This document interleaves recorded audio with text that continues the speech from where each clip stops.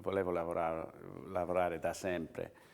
Ogni film che fa è una cosa diversa, l'argomento è sempre diverso, il modo in cui gira è diverso.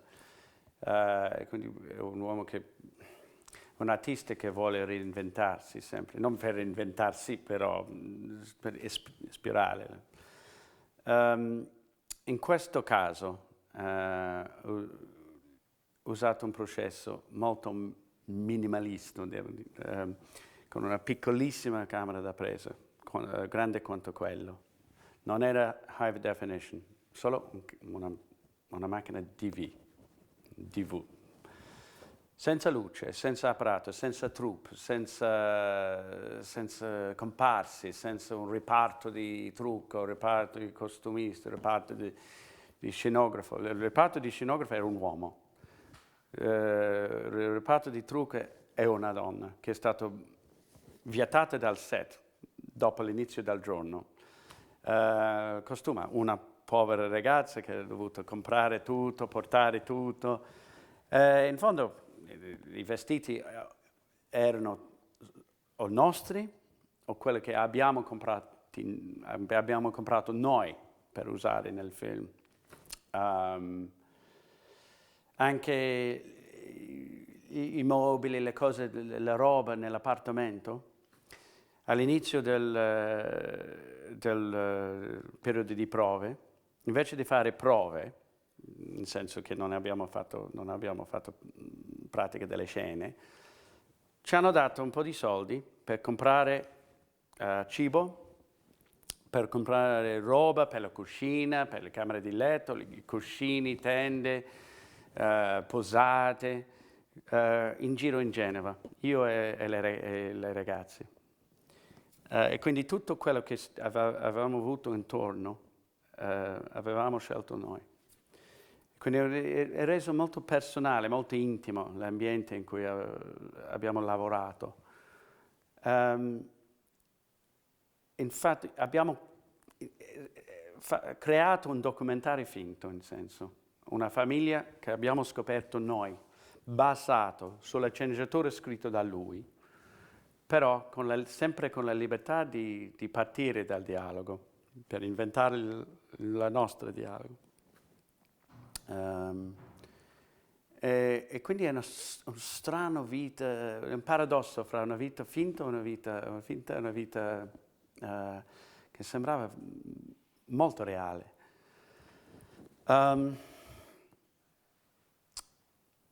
E questa intimità che abbiamo trovato è reso possibile per il processo. Perché se tu hai un grandissimo troupe, se tu hai tantissime luci, apparato, scomparsi, organizzatori, assistenti, e aspetti 2 o 3 ore per loro, per montare le luci, eccetera, eccetera,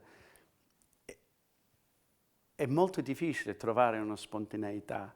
È molto difficile anche avere un momentum. È molto più lento di sospendere, how do you say suspend disbelief? To fare finto, perché non sei immersa. Devi andare al trailer per 3 ore e poi tornare e poi ripetere. Michael non ripete mai. Non dice action o cut. Comincia senza dire niente. Molto spesso non spenge la camera da presa. E quindi tutto quello che fai è stato filmato. Se voglio uscire, durante la scena mi segue.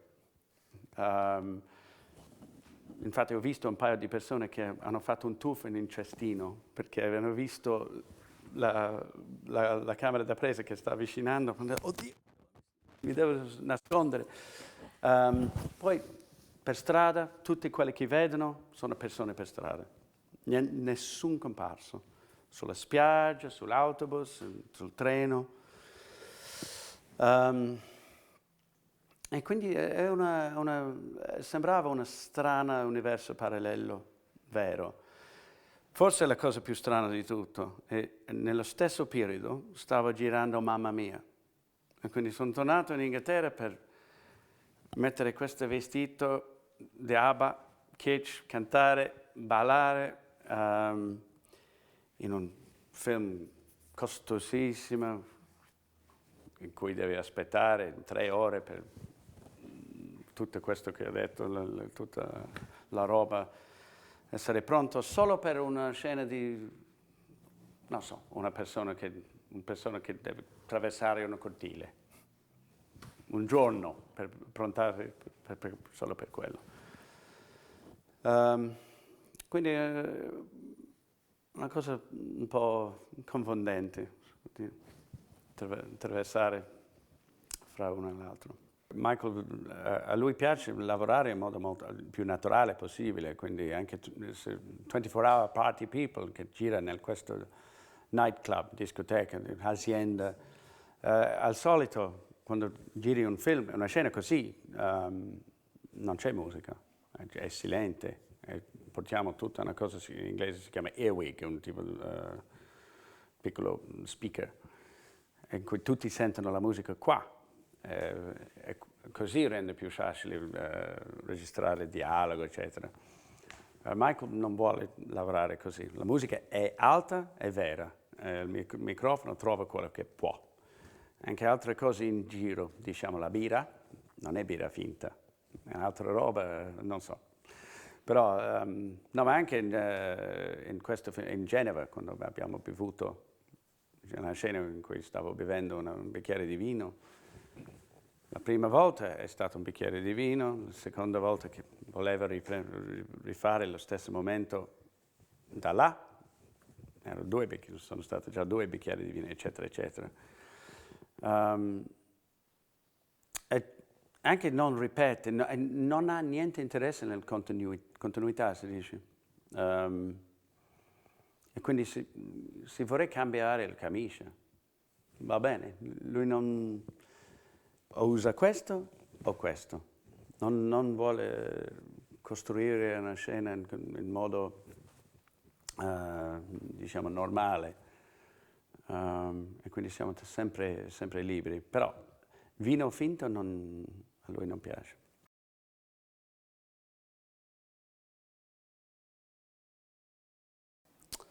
Bello, ovviamente, forse l'estate più bella, nel senso di quello che ho fatto professionale, la più bella della mia vita, fra qua e queste isole in Grecia, per Mamma Mia. Ma qui sono stato con la mia famiglia, girando in un film in cui ho creduto molto, con un piccolo gruppo di persone speciali. Quindi era una di queste occasioni che non viene molto spesso.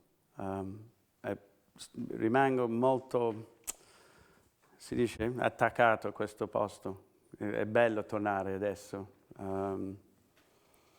È buffo per Michael ed io e Andrew Eaton, il produttore. Ogni volta che vediamo il film, non è che pensiamo molto della storia del film, pensiamo solo di questo posto. Quanto mi manca Troffi al pesto. Questo spiaggia era così bello, come vogliamo tornare. È l'unica cosa adesso che conta.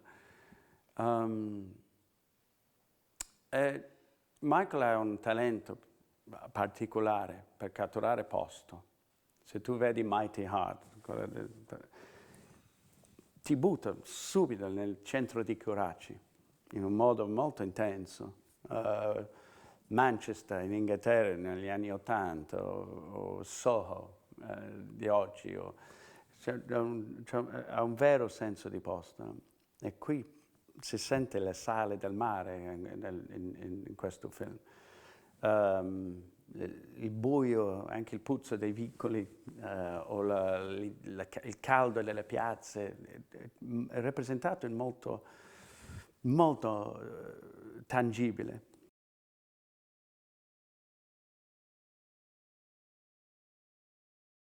Non ero consapevole di usare la mia vita, la mia esperienza. non mi piace. Io entro in un mondo di questo carattere, quindi non penso mai che uso questo pezzo della mia vita. Io ho fatto questo col mio bambino, quindi faccio questo con...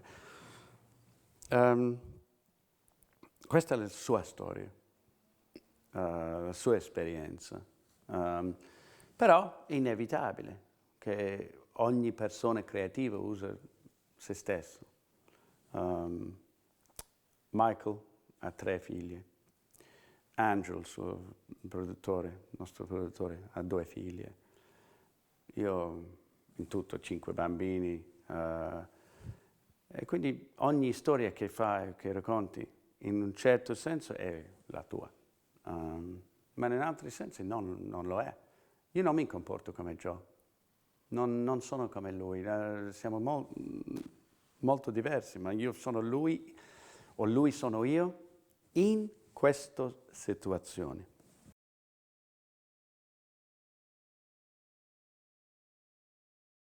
Era timida all'inizio, non si vedeva molto di me all'inizio, penso.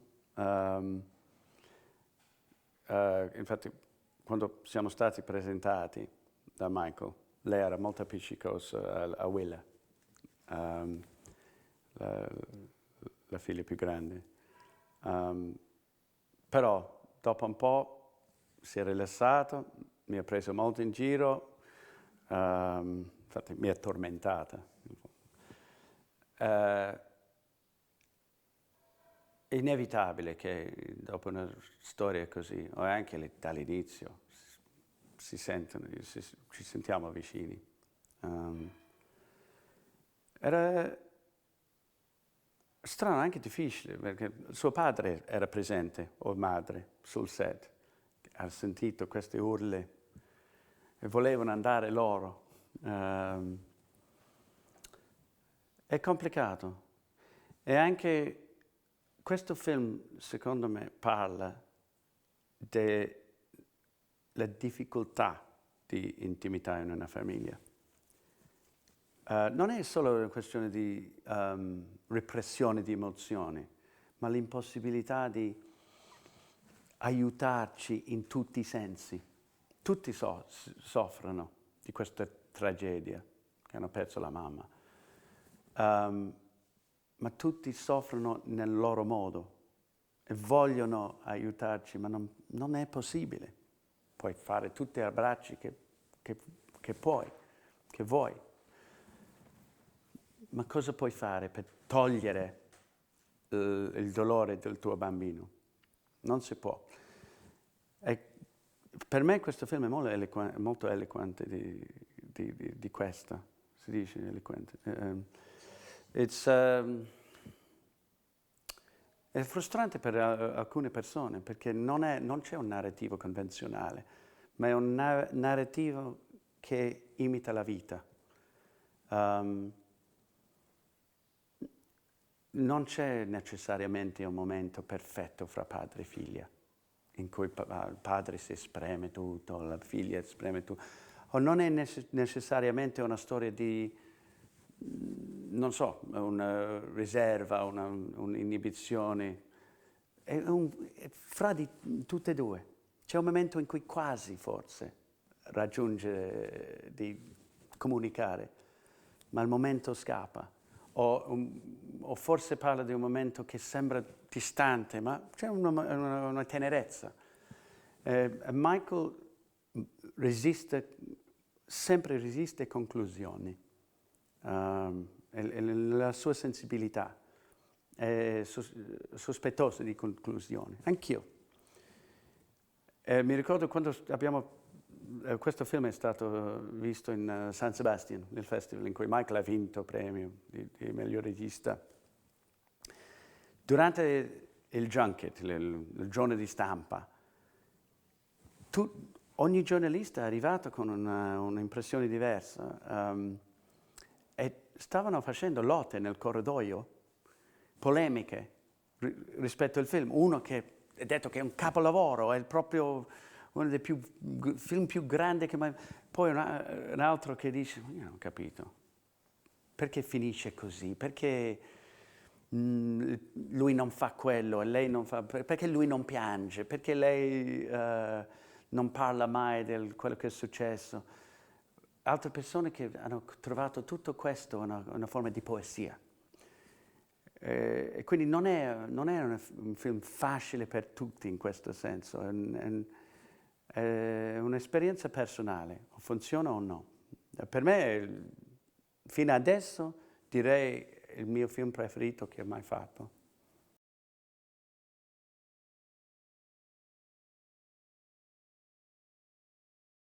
Nessuno, è secondo l'individuo. Ci sono persone che pensano che c'è una differenza, ma secondo me ne è poco. Conosco tanti attori inglesi che lavorano in un modo che si può dire sarebbe americano. Il mio training era quasi tutto americano, russo, ma niente inglese. Era Strasbourg, Jutta Hagen, Stella Adler, Stanislavski, Grotowski. Sono inglesi, ma io non ho avuto un'istruzione inglese. Forse i attori americani, in mia esperienza, forse sono un po' più disciplinati di quelli inglesi. In generale, però, anche questa è una sciocchezza, forse, perché è impossibile generalizzare secondo il paese. Ho visto tanto teatro in America, è una qualità altissima, almeno quanto quella inglese, quindi non è... C'è un po' un mito che gli inglesi hanno tutti avuto istruzione classica di teatro, alcuni sì, ma anche molti americani. Infatti stavo al Festival di Toronto con un amico canadese con cui ho vissuto durante il periodo dell'accademia. Quindi abbiamo avuto lo stesso training, la stessa quantità di Shakespeare, Racine, Brecht, Goldoni. Durante l'intervista il giornalista ha detto: ma tu hai avuto un training classico di teatro, tu invece canadese. E lui ha detto: abbiamo avuto lo stesso training. È solo perché lui parla così, come l'inglese, io sembro questo, non so, tu pensi che sono americano volgare. Questo secondo me è solo un pregiudizio un po' semplice. È secondo la persona.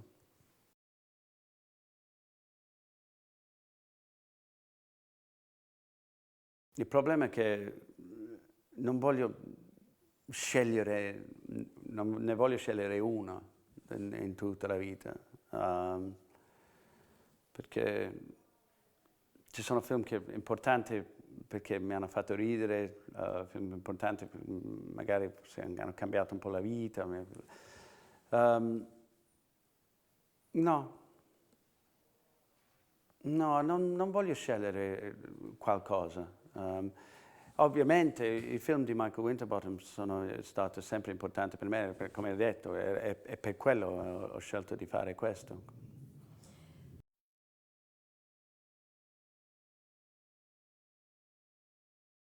Tutti.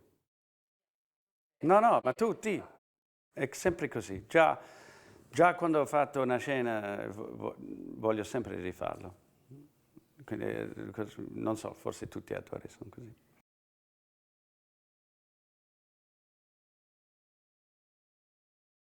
Ho scritto un po'. Per me però scrivere una sceneggiatura è troppo simile al lavoro che faccio già. Le limitazioni, le discipline è troppo simile. C'è sempre più o meno, ci sono sempre più o meno 120 pagine in cui devi programmare questo arco, 3 atti. L'attore deve pensare quasi come lo scrittore, perché le parole non sono l'unica cosa che ci sono, quindi diventiamo un po' uno scrittore anche noi. si dice, ingirire tutto quel che hai letto e poi reinterpretare completamente tutto quello che esiste fra le parole. Il nostro lavoro comincia al posto dove finisce le parole. Noi occupiamo lo spazio fra le parole, se vuoi.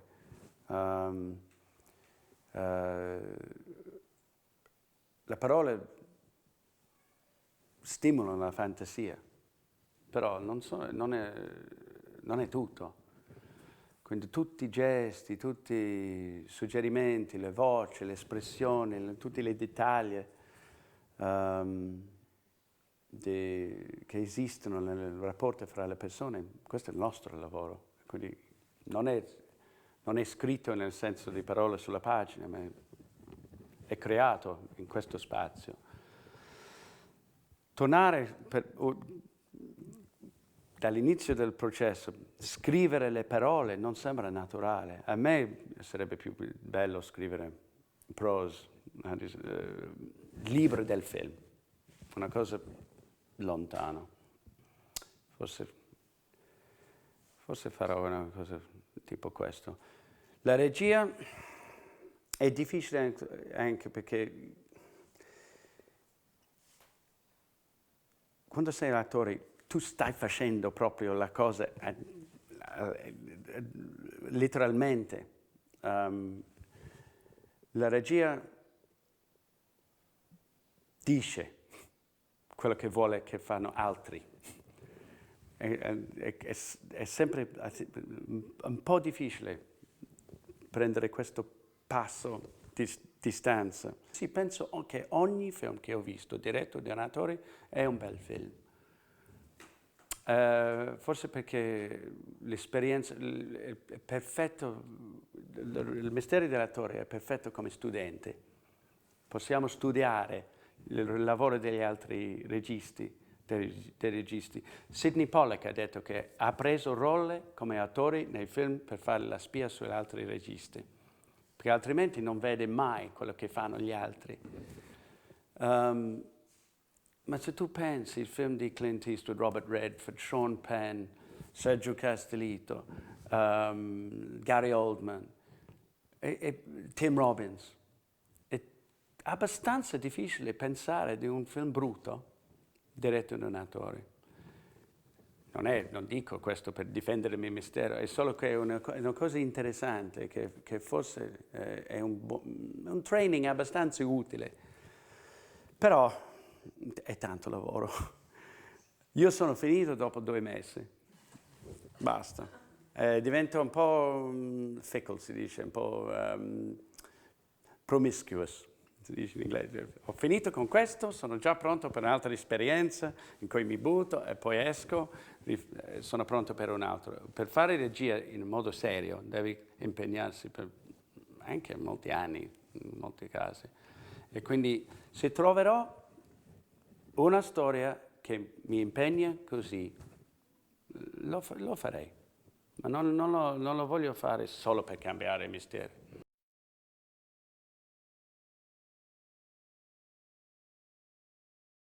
Oggi ho visto Fort Apache, che era bellissimo. Ti stavo dicendo, pensando quanto mi piacerebbe fare un film, girare un film qui. Con attori italiani. Sono stato quasi, avevo incontrato Giuseppe Piccioni, abbiamo fatto programmi per fare un film insieme, ma purtroppo sono stato già impegnato con un'altra cosa. Però sto pensando dello stato del cinema inglese in questo periodo, che è così. Secondo me è sempre più sano qui in Italia. Non lo conoscevo tanto. Dopo il periodo di neorealismo, che conoscevano tutti, non avevo una buona conoscenza di cinema italiano quando sono arrivato. Quindi poi ho scoperto persone come Gianni Amelio, Salvatore, e poi Ospitec, Gabriele Muccino. Per me ho visto che c'era una cinema sano, viva. Persone come ho detto, tipo Garone, Piccioni, ecco, Marco Tullio Giordano, queste sono persone con cui mi piacerebbe molto lavorare. E quindi il cinema italiano in questo periodo mi interessa più di cinema inglese.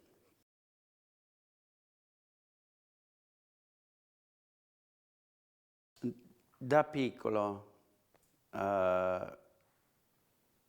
Paul Scofield, un grandissimo attore di teatro, anche di cinema, mi ha insegnato nuove idee dell'arte di recitazione. Avevo 13-14 anni, fino a quel momento, ho visto in Man for All Seasons, uomo per tutte le stagioni si dice. Fino a quel momento ho visto tanti attori bravi che hanno cambiato le voci, il modo di camminare, roba molto dinamica, non so, fuochi d'artificio. Lui invece non ha fatto quasi niente, solo onesto, integrità. E ho visto per la prima volta un grandissimo paradosso fra la falsità di recitazione e la verità del suo personaggio. Ho visto un grandissimo caso di verità. Pensavo, ma com'è possibile esprimere verità con questo mestiere falsa? Perché imita, non era lui, le parole sono scritte di un altro, però in quel momento pensavo che non ho mai visto verità così. E questa è la cosa che ho sempre seguito.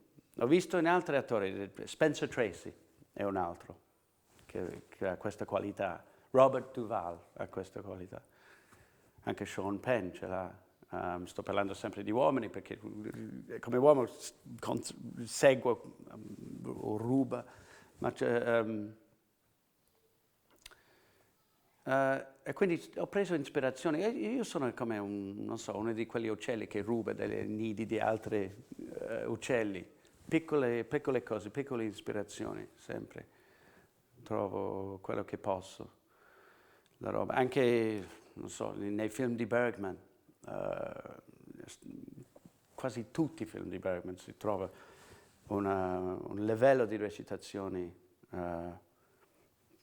che forse non si trova mai in altri posti. La roba di Liv Ullmann, Bibi Andersson, Max von Sydow. E non smette questa cosa.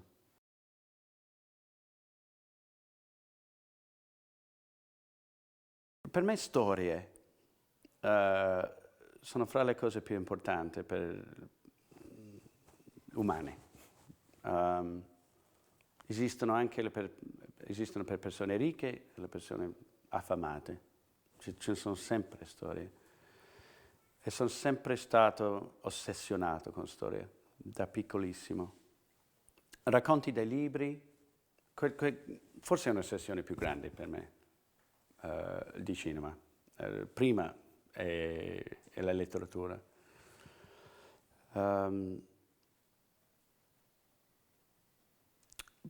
Ci sono persone per cui è un quadro fissa. Per me la cosa che mi affetta di più è una cosa in tempo, un narrativo, anche musica. Una cosa in cui tempo passa. Quindi un narrativo di storia o musica, anche balli. E per me il cinema è questo. Apprezzo più storia che solo l'elemento visuale, per esempio. anche se questa divisione è un po' artificiale, perché un bel film è tutto un grande amalgamation. Però se mi chiedi qual è il valore di cinema sarebbe quello. 90 minuti della